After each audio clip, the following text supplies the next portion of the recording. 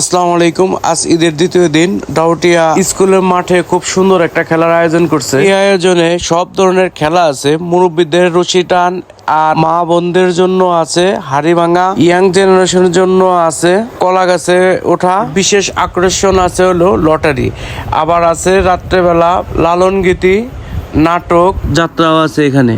তাই হঠাৎ বিকেলে মনে পড়লো যে ডাউটা খেলা, তো আমরা দেখতে গেলাম। আর ঈদের মধ্যে তো কোনো ভিডিও করা হয় নাই, তা খেলাটা খুব ভালো লাগলো, যার কারণে এই ভিডিও করে আপনাদের দেখারও সুযোগ করে দিলাম। আপনারা এখন দেখতেছেন হলো মহিলাদের হলো হাড়ি ভাঙা, এরপর আসবে হলো ছেলেদের কলা গাছে ওঠা। এই আঙ্কেলটা অনেক চেষ্টা করতেছে কিন্তু উঠাই পারতেছে না, কারণ এই কলা গাছের ভিতরে আছে হলো সর্ষের তেল মাখানো, যা কিনা খুবই কষ্টজনক এবং কি মজাও লাগতেছে। ঈদের পরের দিন, যার কারণে অনেকেই আইছে এই খেলাটা দেখার জন্য এবং কি অংশগ্রহণও করছে এবং কি লটারিও ধরছে মোটামুটি অনেক মানুষ। সম্ভবত 20 টাকার লটারি, কিন্তু উপহারগুলো অনেক দামি দামি উপহার। প্রথম পুরস্কার আমরা ফ্রিজ দিবে, সেকেন্ড পুরস্কার সম্ভবত টেলিভিশন দিবে, আর মোট আছে হলো 44টা উপহার সম্ভবত।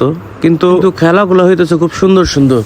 আর লটারিতেও আছে, লটারির ড্র সম্ভবত 31 তারিখে হবে। আমাদের এখানে প্রধান অতিথি হিসেবে থাকবেন আমাদের বিমান ও পর্যটন মন্ত্রী আফরোজা খানম রীতা আপা, আর এলাকার গণ্যমান্য অনেক ব্যক্তিবর্গ। আপনারা যারা এখন লটারি কিনেন নাই, তারা আপনারা অবশ্যই এসে লটারি কিনতে পারেন। লটারির মূল্য 20 টাকা অথবা 50 টাকা হতে পারে, আমি সঠিক জানি না। তো যাই হোক, খেলাগুলো খুব সুন্দর সুন্দর এবং কি মুরব্বীদের জন্য আছে রশি টান খেলা। আমি প্রথম দেখলাম, তো রশি টান খেলাটা আমার খুবই ভালো লাগছে। আপনারাও দেখলে অবশ্যই কমেন্টে জানাবেন আপনাদের কেমন লাগলো। রশি টান খেলায় অংশগ্রহণ করে প্রায় 15-30 জনের মতো, দুইটা পাড়ায় থেকে 15 জন করে খেলতে এসে। এটা আসলে শক্তির খেলা নয়, এটা আসলে কৌশলের খেলা। তো কৌশলের খেলায় এই যে জিতে গেছে।